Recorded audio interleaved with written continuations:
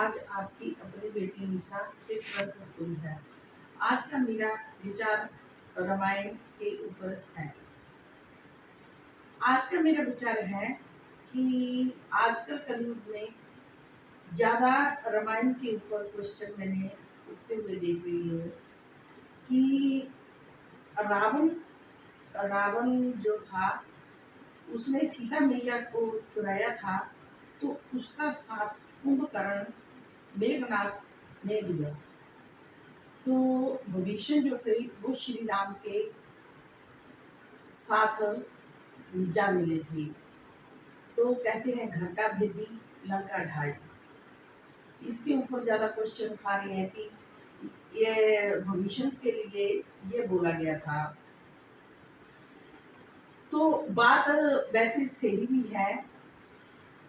मैं भी इस बात में डावाडोल हो रही थी, परंतु मैंने बहुत सोचने के बाद मैंने एक बात सोची कि रावण जो थे वह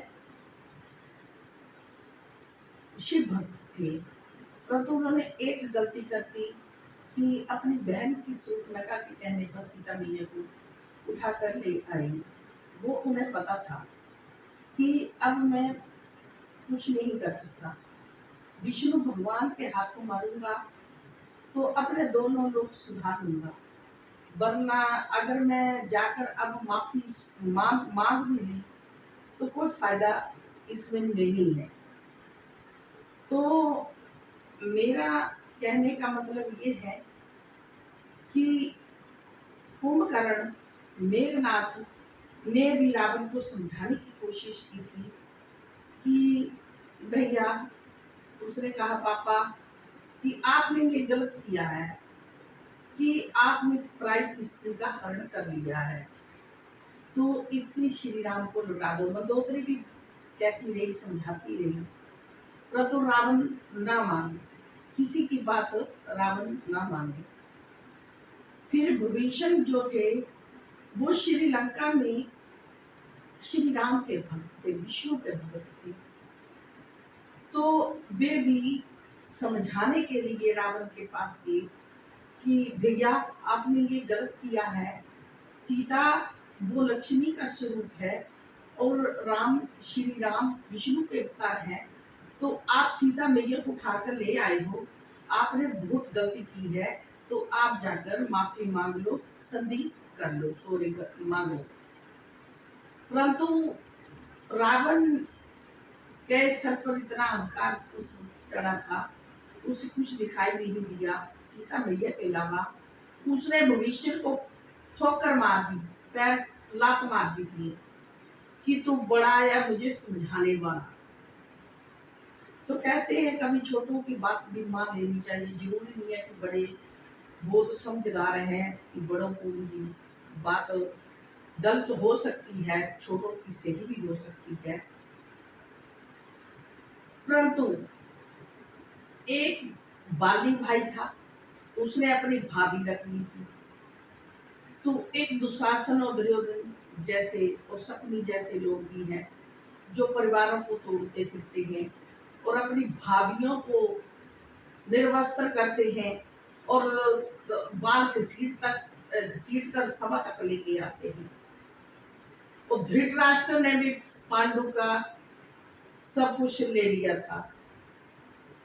तो मेरा कहने का मतलब है, जब विभीषण को लात मारी रावण ने और निकाल दिया, तो किसको मन में ठेस नहीं लगती कि मैं अपने भैया को समझाने गया और मेरे भैया ने मेरा बात नहीं मानी, मेरे भैया गलत होते हुए भी मेरी बात नहीं मानी। तो वे श्री राम के पास चले गए और उन्होंने सारी बात उन्हें कही और कहा कि महाराज, अगर आप संधि के लिए फिर मेरे भैया के पास प्रस्ताव भेज दें, शायद आपकी बात मान जाए। उन्होंने फिर भी उनका मेल करवाना चाहा था श्री राम से। तो श्री राम ने अंगद, श्री हनुमान भी गए, अंगद भी गए, फिर भी संधि का वहां पर प्रस्ताव भेजा, परंतु रावण फिर भी नहीं माने थे। तो घर का भेदी लंका ढाए वो हो सकता है जो भैया का हक भी खा रहा है, जैसे आजकल कलयुग में हो रहा है। भैया का हक भी खा रहा है और भैया को आंखें भी दिखा रहा है। भैया भाभी की बात भी नहीं मान रहा, उसके चरित्र पर दाग भी लगा रहा है और जाकर दुश्मनों से मिल भी रहा है। एक तरफ वह बहुत गलत है और वह दुश्मनों से मिल रहा है। ये कलयुग है भैया, वो सतयुग की बातें थी, ये कलयुग है। कलयुग को सतयुग में ना मिलाओ। त्रेता युग में श्री राम त्रेता युग में आए थे, तो वो तो बातें अलग से थी, उनकी परिस्थिति कुछ ऐसी थी। तो कहते हैं देखो, भविष्य भी 32 दांतों के बीच में जैसे जीभ रहती है वैसे रहते थे। राम के श्री राम के भक्त थे, रावण भी कोई गलत नहीं थे, शिव त्रिलोकीनाथ के भक्त थे। परंतु एक गलती उन्होंने अपनी बहना के कहने पर कर दी। बहना का दुख, बहना अगर दुख सुनाएगी तो किसको दुख नहीं होगा। तो उस बहना की बात मानकर वो गई थी। परंतु एक बात ऐसी है कि बहन भी गलत हो रही थी। तो इस वजह से युद्ध हुआ। तो स्त्री जाति का सम्मान करना सिखाया गया है इसमें, कि नारी का सम्मान किया जाए। तो महाभारत और रामायण जैसे युद्ध दोबारा ना हो। इस कलयुग में ऐसा हो रहा है कि अपने भैया को, जो भैया अपने कमाने के लिए बाहर जा रही हैं, नौकरी पेशा इंसान है, और जो घर पर है, बड़े बुजुर्गों की देखभाल कर रही हैं, खाना दे रहे हैं, कपड़ा लत्ता धो रही हैं, किसानी का काम कर रही हैं, घर बार संभाला है, तो वो भी तो जो कमाने गए हैं वो पैसों से, रुपयों से घर की मदद तो करते हैं। तो वो भाई जो घर पर बैठे हैं वो बस चुपचाप ले लेंगे, वो तो नहीं दिखेगा किसी को भी। सेवा तो सभी को दिखाई देगी। तो सेवा एक तरफ पैसों से भी, वो जो कमाने गए हैं वो भी दे रही है, और जो कर रहा है वो भी कर रहा है। परंतु ऐसा ना हो कि भाई ऐसा भी कर रहा है कि अपने भाइयों के हिस्से भी मार रहा है और पत्नियों पर भी पूरी दृष्टि दे रख रहा है, अपनी भाभीयों की बदनामी भी करता फिरता है, फिर उसको उसके चरित्रों पर दाग लगाता फिरता, और आस पड़ोस अपने वहां पर अपनी भाभीयों की इंसल्ट भी करता फिरता है, भाइयों की इंसल्ट करता फिरता है। तो ये तो कलयुग की बातें आ गई है। तो ऐसा नहीं है कि भविष्य गलत थे, भविष्य ने दोनों लोग सुधार दिए।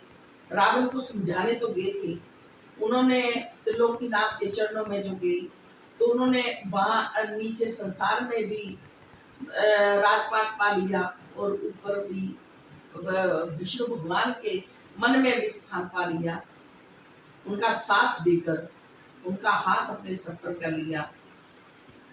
तो ऐसा नहीं है जरूरी भविष्य जैसा कोई भाई बनकर तो दिखाए। भविष्य जो है, भविष्य साथ में भगवान के भक्त भी थे, उन्होंने समझाने की कोशिश भी की, श्री राम को दूत भी भेजे। रावण जब गलत थे तब वो ये भविष्य को क्रोध आया था। परंतु एक बात ये है, अगर आज भविष्य जैसे लोग नहीं है, वो एक ऐसे कहते हैं, एक तो चोरी और सीना जोरी, एक तो हड़प भी लेंगे और दुश्मनों के साथ मिल भी जाएंगे। ये कलयुग की बातें हैं। आगे मैं कुछ नहीं बोलना चाहती हूँ, मेरे से खुद ज्यादा समझदार हैं, मेरे जो बड़े बुजुर्ग भी हैं, महायोद्धा हैं, सब अपनी अपनी राय रखते हैं। परंतु अगर मेरी राय आपको थोड़ी सी अच्छी लगी हो तो सोचना, वरना माफ करना। आपकी अपनी बेटी भी